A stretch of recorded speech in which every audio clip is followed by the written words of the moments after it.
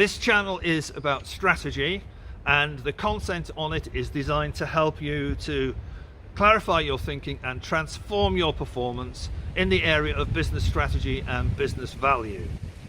The way that we do that is to combine management science, neuroscience and yoga science.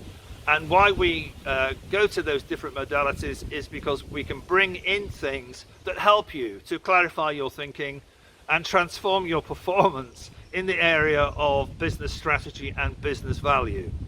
Okay, so who is this not for?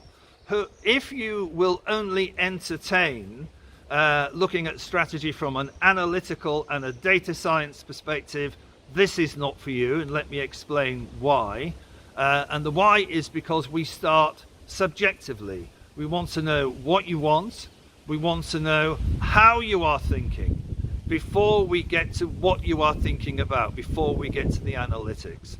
So we start subjectively, and this is our unique selling proposition. And the reason we start subjectively is because it helps you to clarify your thinking and transform your performance in the area of business strategy and business value. Hope you enjoy the channel. Thank you.